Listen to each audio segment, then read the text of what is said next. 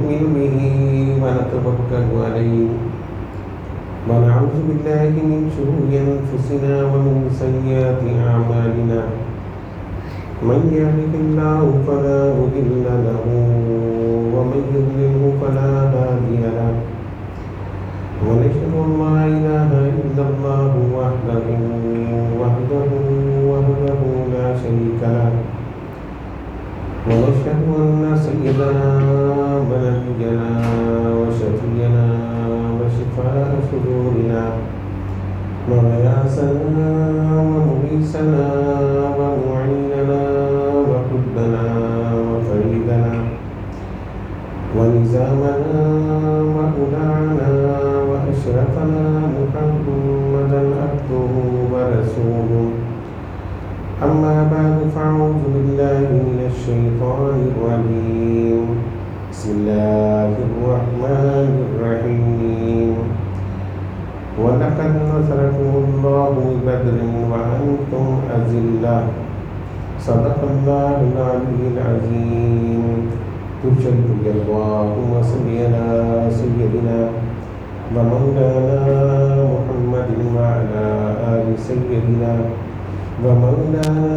محمد وبارك وسلم الصلاة والسلام عليك يا رسول الله الصلاة والسلام عليك يا حبيب الله الصلاة والسلام عليك يا رحمة للعالمين وعلى آلك وأصحابك يا شفيع المذنبين. حمد و صلات کے بعد عیسائی کریمہ کی تلاوت کا شرف حاصل کیا. چوتھے پارے میں چوتھے رکوع میں اللہ تبارک و تعالیٰ اس عظیم و شان مارکے کا ذکر فرما رہا ہے. ارشاد باری تعالیٰ ہو وَلَقَدْ نَصَرَكُمُ اللَّهُ بِبَدْرٍ وَأَنْتُمْ أَذِلَّةٌ، بے شک اللہ نے بدر میں تمہاری مدد کی جب تم بالکل بے سر و سامان تھی. میرے بزرگوں اور دوستوں، رمضان مبارک کی 17 تاریخ کو جنگ بدر ہوئی. یہ اسلام کا پہلا مارکہ ہے، اسلام کا عظیم مارکہ جس میں صحابہ کرام نے عشق و محبت کی تاریخ رقم کری. مسلمانوں کی تعداد 313 اور کافروں کی تعداد 950 یا 1000 کے قریب. تعداد کے حساب سے کوئی مقابلہ نہیں تھا. پھر مسلمانوں کے پاس سامان حرب بھی موجود نہیں تھا.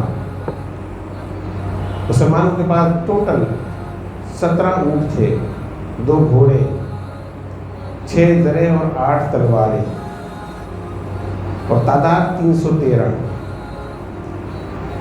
سامان حرب کے حساب سے بھی مسلمانوں کا اور کافروں کا کوئی مقابلہ نہیں تھا. کافروں کے پاس 700 اونٹ تھے، 200 گھوڑے تھے، ذرائع بختر بے حساب تھے، تلواریں تھیں، تیر تھے، نیزے تھے، اور کھانے کا بھی معقول انتظام تھا. روزانہ لشکر کفار میں 100 اونٹ کٹتے تھے. پورے لشکر کے لیے کھانا تیار ہوتا، اور وہ اس ظلم میں تھے کہ جتنی ہماری تعداد ہے، جتنا ہم سامان حرب لے کر آئے ہیں، تو ایسا ہو نہیں سکتا کہ ہم مسلمانوں سے شکست کھا جائیں. وہ روزانہ رنگ رگیاں مناتے، خوشی مناتے کہ اب ہمارا مقابلہ مسلمانوں سے ہوگا اور ہم ان کو نیست و نابود کر دیں گے. نبی کریم صلی اللہ علیہ وسلم کی دشمنی میں وہ لوگ نکلے اور اسلام کے خلاف 1000 کا لشکر لے کر. اور مسلمانوں کی کیفیت کیا تھی؟ رمضان کا مہینہ تھا، مسلمان بھوکے پیاسے روزے سے تھے، سامان حرب بھی موجود نہیں تھا. اس کے باوجود جانثاری کا عالم یہ تھا کہ جب نبی کریم صلی اللہ علیہ وسلم نے صحابہ کو جمع فرمایا اور مشورہ لیا کہ ہماری تعداد یہ ہے، کافروں کی تعداد کئی گنا زیادہ ہے، ان کے مقابلے کے لیے جب مشورہ فرمایا تو صحابہ نے عرض کیا رسول اللہ صلی اللہ علیہ وسلم حضور آپ جو فرمائیں گے ہم وہ کریں گے.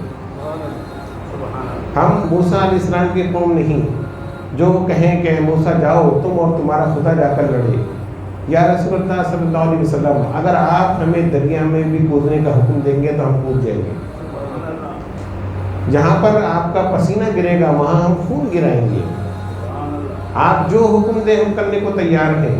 ہم ان کا مقابلہ کریں گے. یہ صحابہ کرام کا ایمان اور جانثاری کا عالم.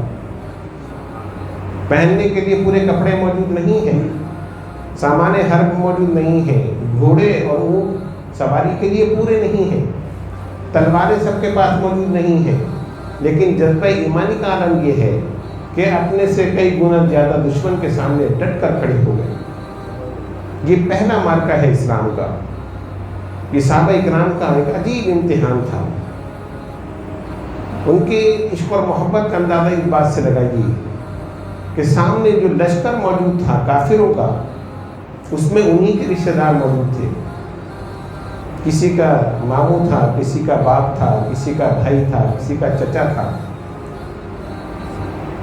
وہ کفار کے لشکر میں موجود, اور یہ مسلمانوں میں کے لشکر میں سرکار دو عالم صلی اللہ علیہ وسلم کی سب سراری کے اندر اللہ تبارک و تعالیٰ کے دین کی سربلندی کے لیے نکلے. جب اللہ تبارک و تعالیٰ کی دین کی سربلندی کے لیے نکلے ہیں تو اب اور رشتے سب ختم ہو گئے. اب صرف ایک رشتہ باقی ہے جو حضور اکرم صلی اللہ علیہ وسلم کی ذات کے ساتھ ہے. اب ایک رشتہ باقی ہے جو اسلام کے ساتھ ہے کہ اب ہم نے اسلام کے لیے لڑنا ہے. اب سامنے آنے والا کوئی بھی ہو, ایمان یہ ہے کہ سامنے آنے والا دشمن رسول اور اللہ کا دشمن ہے اور اس کو ماننے میں اطاعت رسول ہے.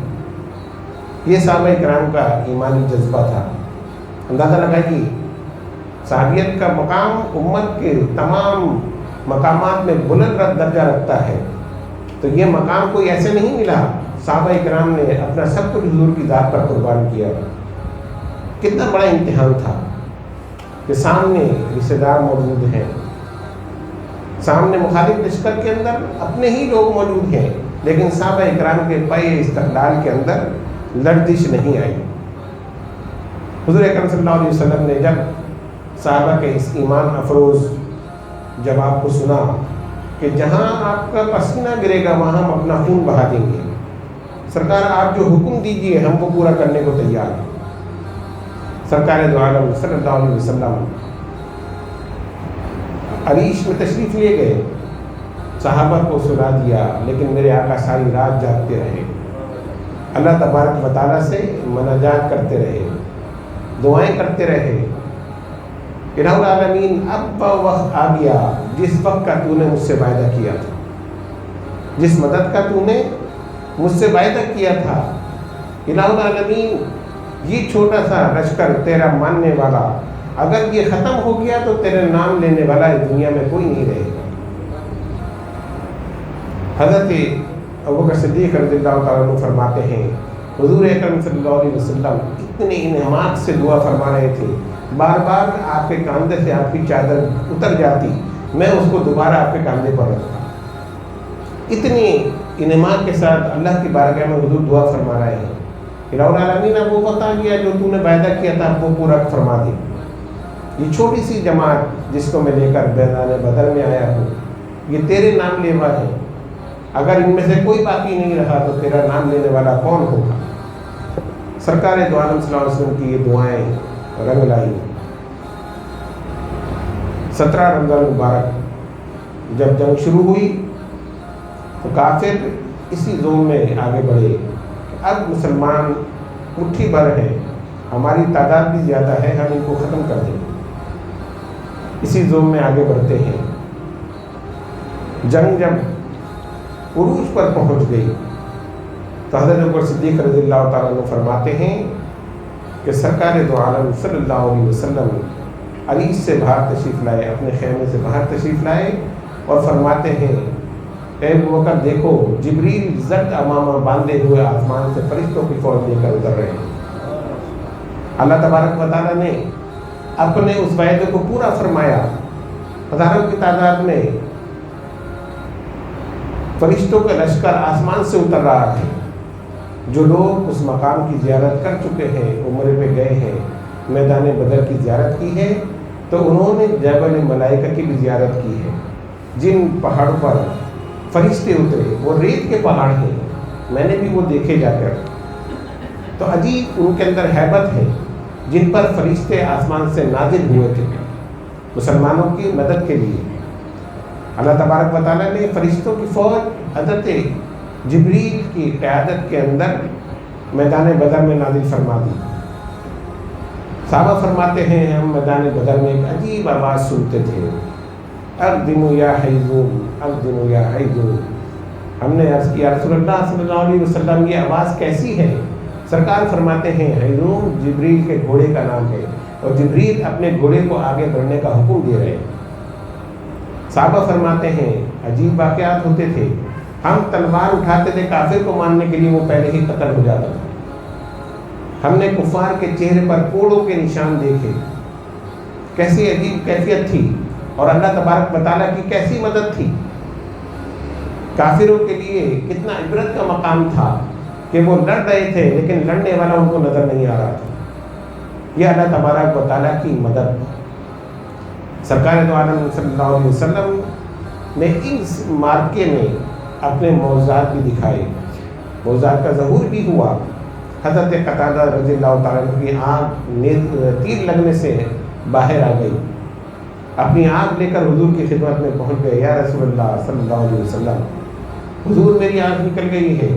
سرکار نے یہ نہیں کہا کسی طبیب کے پاس جاؤ، نہیں، آنکھ اٹھائی اور اس کے مقام پر رکھ دی، اپنا لعاب دہن لگایا، اپنے دست مبارک اس پر پھیرا. حضرت قتادہ فرماتے ہیں میری آنکھ پہلے سے زیادہ روشن ہو گئی. ایک صحابی حضور کی خدمت میں حاضر ہوتے ہیں، یا رسول اللہ صلی اللہ علیہ وسلم حضور میرے پاس تلوار نہیں ہے، میں کیسے لڑوں؟ میرے آقا ایک لکڑی اٹھا کر اس کے ہاتھ میں دیتے ہیں اور وہ تلوار بن جاتی ہے. وہ تلوار لے کر پھر کفار کے اندر گھس جاتے ہیں اور ان سے مقابلہ کرتے ہیں. سرکار اپنے معجزات کا ظہور بھی فرما رہے ہیں. جنگ سے ایک رات پہلے سرکار دو عالم صلی اللہ علیہ وسلم میدان بدر میں تشریف لے گئے اور پھر زمین پر نشان لگایا کہ یہاں پر ابو جہل مرے گا، یہاں پر عتبہ مرے گا، یہاں پر شیبہ مرے گا، یہاں پر ولید کو قتل کیا جائے گا، اس مقام پر امیہ کو مارا جائے گا. ایک رات پہلے، صبح جنگ ہونی ہے، رات کو سرکار نشاندہی فرما رہے ہیں. اپنے غلاموں کو فتح کی نصرت کا مدعا سنا رہے ہیں کہ کل یہ قریش مکہ کے سردار ہلاک ہو جائیں گے اور اللہ تعالیٰ تمہیں فتح عطا فرمائے گا. ابھی جنگ نہیں ہوئی، سرکار اس میدان جنگ کو ایک رات پہلے دیکھ رہے ہیں. میرے آقا نے زمین پر نشان لگا دیے. حضرت عمر فاروق رضی اللہ تعالیٰ عنہ فرماتے ہیں کہ جب جنگ ختم ہو گئی میں میدان بدر میں نکلا اور یہ دیکھنے کے لیے کہ حضور نے جو نشان لگائے تھے وہ نشان موجود ہیں، اور کافر جس کے لیے حضور نے فرمایا تھا کہ یہاں یہ کافر مرے گا وہ اس جگہ موجود ہے یا نہیں. فرماتے ہیں خدا کی قسم اللہ رب العزت کے ہاتھوں میں میرے جان، وہ میری جان کا مالک ہے جس نے حضور کو محفوظ فرمایا ہے. حضور نے جہاں نشان لگائے تھے وہیں وہ کافر موجود تھا مرداران. اندازہ لگائیے، گمسان کی جنگ ہو، ریتیلا پتھریلا میدان ہو، کوئی زمین پر لکڑی سے نشان لگا دے، کیا کوئی نشان باقی رہ سکتا ہے؟ جہاں پر گھوڑے دوڑے ہو، جہاں پر گمسان کی جنگ ہوئی ہو، وہاں کوئی نشان باقی رہ سکتا ہے؟ ہرگز نہیں رہ سکتا. یہ سرکار کا لگایا ہوا نشان تھا، کسی عام آدمی کا لگایا ہوا نشان نہیں تھا. وہ نشان بھی موجود تھا اور اس مقام پر وہ کافر بھی موجود تھا جس کے لیے حضور اکرم صلی اللہ علیہ وسلم نے نشاندہی فرمائی کہ یہاں یہ کافر مارا جائے گا. کافروں کے لیے عجیب کیفیت تھی. اللہ تبارک و تعالیٰ نے ان پر ایسی مسلمانوں کی حیبت طاری کری کہ 313 مسلمان ان کو زیادہ نظر آنے لگے، اور مسلمانوں پر یہ کرم فرمایا کہ وہ ہزاروں کا لشکر مسلمانوں کو کم نظر آنے لگا اور مسلمان بہادری کے ساتھ ان سے لڑتے رہے. سرکار دو عالم صلی اللہ علیہ وسلم اپنے معجزے بھی دکھا رہے ہیں اور اپنی سیرت کا مشاہدہ بھی کرا رہے ہیں کہ کیسا ہی موقع ہو عدل و انصاف کو اپنے ہاتھ سے جانے نہ دینا. جب صفیں بننی شروع ہو گئیں जंग शुरू होने से पहले सब बंदी शुरू हुई। हज़रत सवाद रज़ी अल्लाह ताला अन्हु सब में खड़े हैं, थोड़ा सा आगे बढ़कर खड़े हो गए। हुजूर अकरम सल्लल्लाहु अलैहि वसल्लम फरमाते हैं, सवाद लाइन के अंदर शामिल हो जाओ, पीछे हो जाओ। अपने तीर से हज़रत सवाद को पीछे करते हैं। हज़रत सवाद रज़ी अल्लाह ताला अन्हु अर्ज़ करते हैं, या रसूल अल्लाह सल्लल्लाहु अलैहि वसल्लम, आपके इस अमल से मुझे तकलीफ हुई है। ये तीर आपने मेरे जिस्म पर लगाया है। हुजूर ने वो तीर उनके हाथ में दे दिया है। सवाल अदल है, तुम अपना इंसाफ पूरा करो। अंदाज़ा लगाइए, कोई फौज का सुपर सलार अपने आप को इंसाफ के लिए पेश कर सकता है? वो तो डांटेगा कि ये कोई वक्त है इंसाफ का, पीछे हो जाओ। तुम सबसे आगे खड़े हुए थे। सरकार दो आलम सल्लल्लाहु अलैहि वसल्लम जो दुनिया में अदल कायम करने के लिए आए थे, मैदान बदर में भी अदल कायम फरमा रहे हैं। ऐसा बात अपना बदला पूरा कर लो, तुम्हें तकलीफ हुई है, तुम भी मुझे इसी तरह पीछे कर दो। साहबा किराम हैरान हैं, सवाद को क्या हो गया? हुजूर की शान में ये गुस्ताखी है। कुछ सहाबा गुस्से में भी आए, सरकार ने रोक दिया। जब हज़रत सवाद ने देखा कि हुजूर ने अपने जिस्म से कपड़ा हटा दिया, सवाद अपना बदला पूरा कर लो। हज़रत सवाद रज़ियल्लाहु ताला अन्हु आगे बढ़ते हैं और हुजूर के जिस्म से लिपट जाते हैं। हुजूर अकरम सल्लल्लाहु अलैहि वसल्लम फरमाते हैं, ए सवाद क्या हुआ, क्या कर रहे हो?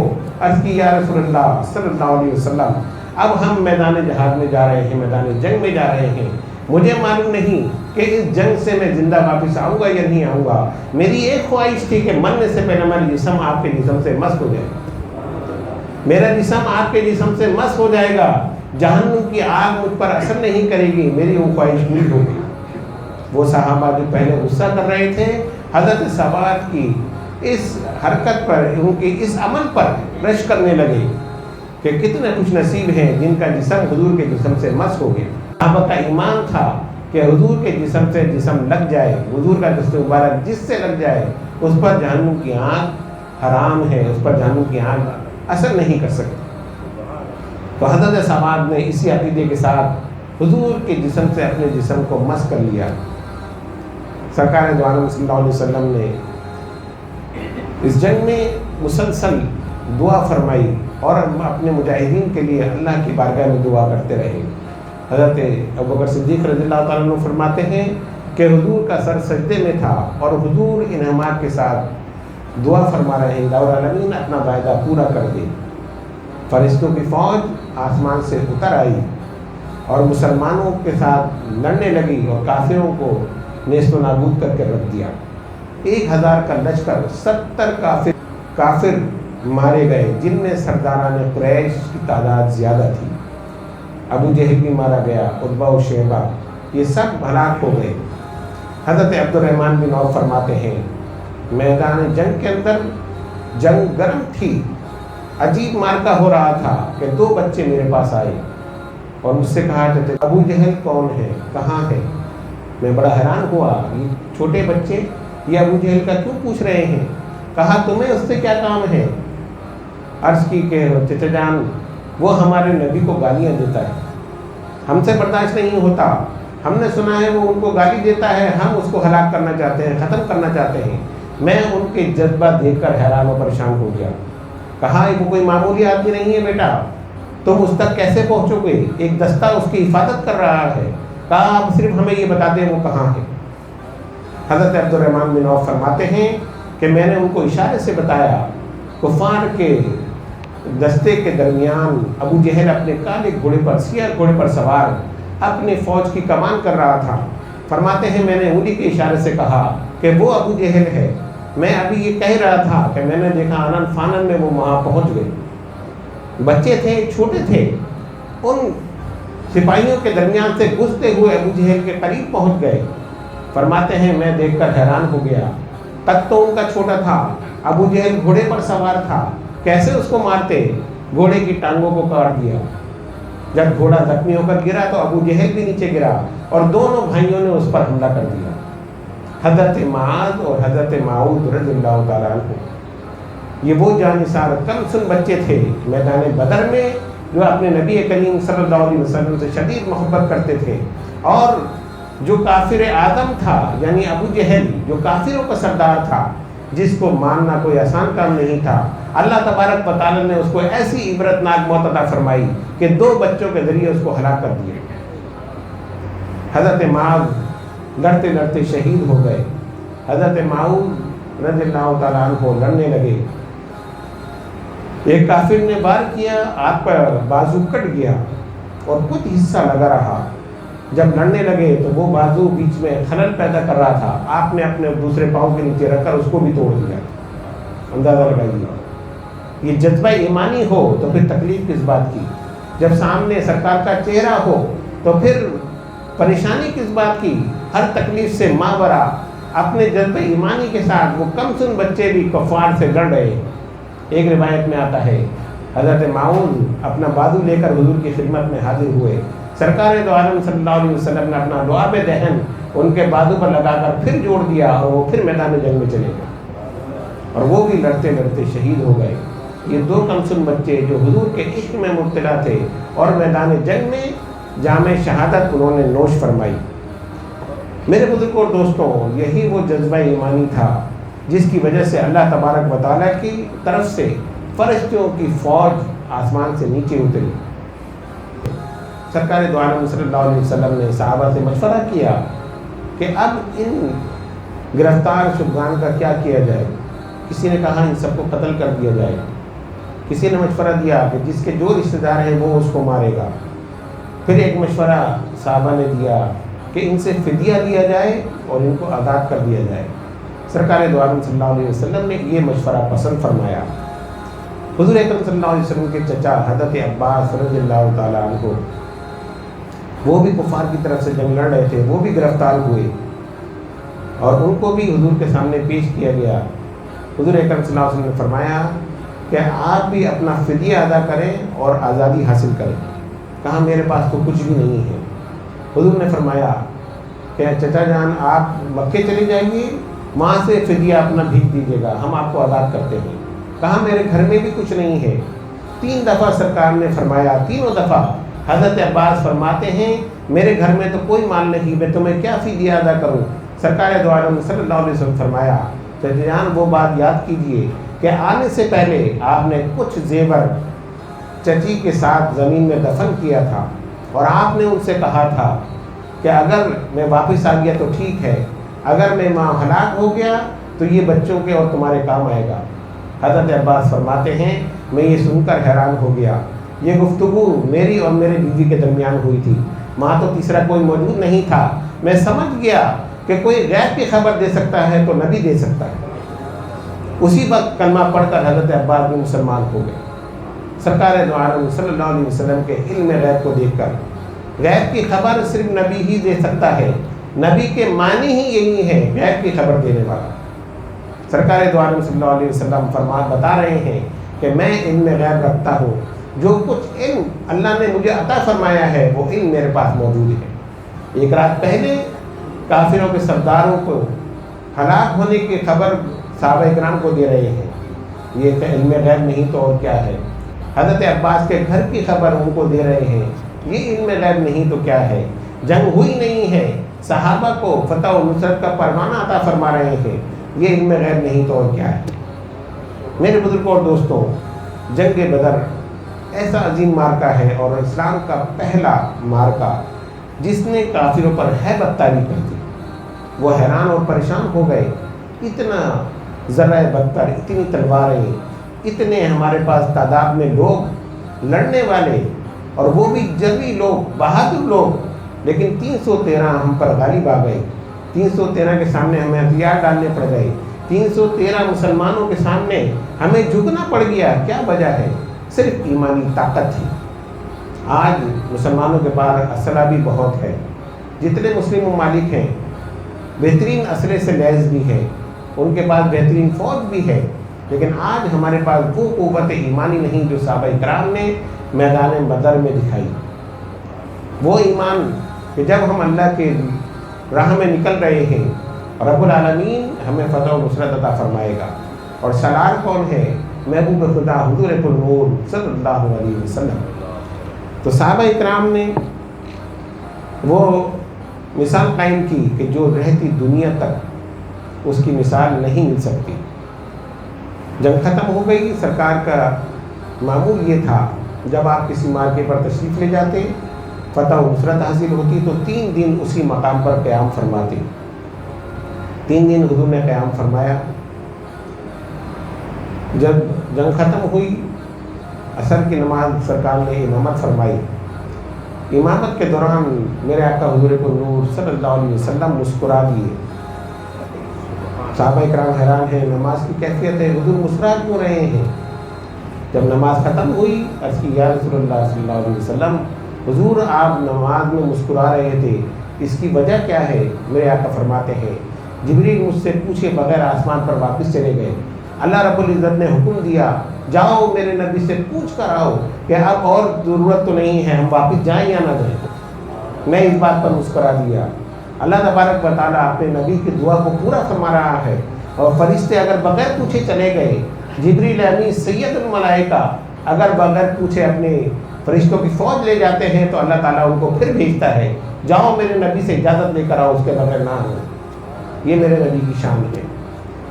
3 दिन गुजर गए उसी मकाम पर, मैदान बदर में, जिन कुएं के अंदर कुफ़ार की लाशों को डाला गया, हुज़ूर उसके किनारे पर तशरीफ़ फरमा हो गए, और फिर उनसे खिताब फरमाया कि देखो अल्लाह ताला ने अपना वायदा पूरा फरमाया है, अगर तुम उसके पैगाम को मान लेते, मुझे नबी मान लेते, तुम्हारा ये हशर ना होता।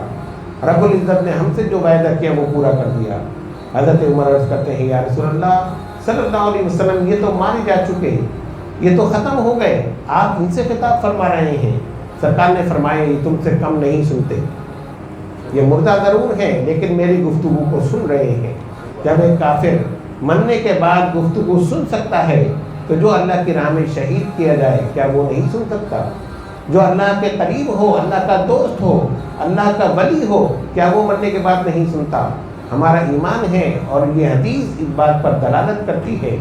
इसीलिए हुज़ूर ने फरमाया कि कहीं कब्रिस्तान के पास से गुजरो तो मुर्दों को सलाम कहते हुए सलामती भेजते हुए जाओ, उन पर सलाम भेजो। क्यों? मुर्दे तुम्हारे सलाम को भी सुनते हैं और उसका जवाब भी देते हैं। तो ये अजीम मार्का इख्तिताम पजीर हुआ, और मुसलमानों ने एक अजीम फतह हासिल करी, और इसके बाद मुसलमानों की हैबत काफिरों पर तारी हो गई, काफिरों पर गालिब हो गई, और कितने कबीले सरकार दो आलम सल्लल्लाहु अलैहि वसल्लम की खिदमत में हाजिर हुए और इस्लाम के अंदर दाखिल हो गए। मेरे बुजुर्गों और दोस्तों, आज भी अगर सहाबा इकराम जैसा वो ईमान हम पैदा करें, वो जज्बा पैदा करें, अल्लाह और उसके रसूल से वो मोहब्बत जो सहाबा इकराम ने की, अपना सब कुछ कुर्बान किया, लेकिन इस्लाम से नहीं हटे, परेशान नहीं हुए। किसी साहबी ने ये शिकवा नहीं किया, या रसूलल्लाह सल्लल्लाहु अलैहि वसल्लम आपने फरमाया दीन इस्लाम हक़ है, हमने इस्लाम कबूल कर लिया, फिर हम मुसीबत में क्यों हैं? उन्होंने ये अर्ज़ नहीं की, या रसूलल्लाह हमने इस्लाम कबूल किया तो हमारी जायदादें हमसे छिन गई, हमारा घर हमसे छिन गया, हमारा शहर, हमारा वतन हमसे छिन गया, हमें मदीने हिजरत करनी पड़ी। किसी ने हुजूर से शिकवा नहीं किया, बल्कि अल्लाह की रज़ा में राज़ी रहे, हर इम्तिहान में पूरा उतरते रहे। उनके मालो ज़र उनसे छीन लिए गए, उनके वतन छीन लिया, हिजरत पर मजबूर कर दिया, और फिर 313 की तादाद में काफिरों के सामने जब खड़े हुए तो इसी इस्तिकामत और ईमान के साथ खड़े हुए कि तादाद तो कम है लेकिन ईमान हमारा इनसे ज़्यादा है, और जिस ज़ात पर ईमान है वो हर चीज़ पर कादिर है, वो चाहे तो गिरोह कम गिरोह को भी बड़े गिरोह पर फतह दिला सकता है। कम मिन फ़ियतिन क़लीलतिन ग़लबत फ़ियतन कसीरन। बारहा अल्लाह तबारक व तआला ने अपने हुक्म से छोटे गिरोह को बड़े गिरोह पर गालिब कर दिया। ये कुरान मजीद फुरक़ान हमीद हमें बता रहा है। हमें चाहिए कि हम इस मार्के से सबक हासिल करें। ये हमें बता रहा है कि हमें अपने नफ्स के साथ और काफिर के साथ जहाद करना है। जहाद 2 किस्म के हैं, एक का कुफ़ार से जहाद है, एक अपने नफ्स से जहाद है। ये रमज़ान मुबारक का महीना हमें नफ्स से जहाद सिखाता है। काफिर से जहाद 1 दिन, 2 दिन, सालों, महीनों होता है, लेकिन नफ्स से जहाद आपका हर वक्त होता है। आप घर में हो तो आपका नफ्स से जहाद होता है, बाज़ार में हो तो बाज़ार में भी आपका नफ्स से जहाद होता है। ये नफ्स हमेशा आपको गुनाह की तरफ उकसाता है। जब इस नफ्स पर इंसान मुसलमान काबू करता है तो वह इस्लाम पर सही तरीके से अमल करता है। रोज़ी की कैफियत में हम नफ्स पर काबू करने की कोशिश करते हैं। नफ्स पर काबू करना, नफ्स के खिलाफ करना, ये भी बड़ा जहाद है। सरकार दो आलम सल्लल्लाहु अलैहि वसल्लम एक जहाज से वापस आए तो रास्ते में सरकार ने फरमाया, हमने जो है छोटा जहाज सगीर कर लिया है, अब हम जहाज कबीर की तरफ लौट रहे हैं, यानी नफ्स के जहाज की तरफ जा रहे हैं। ये जहाज छोटा है, नफ्स का जहाज उससे भी बड़ा है।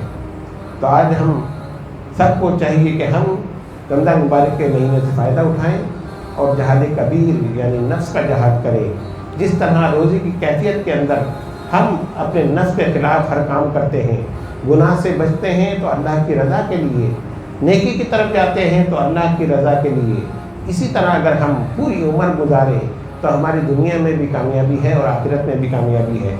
अल्लाह तबारक व तआला हमारे अंदर भी सहाबा जैसा जज्बा पैदा फरमाए और इस्लाम के लिए मेहनत करने और इस्लाम के लिए कुर्बानी देने का जज्बा पैदा फरमाए। वमा अलीना इल्लल बलाग।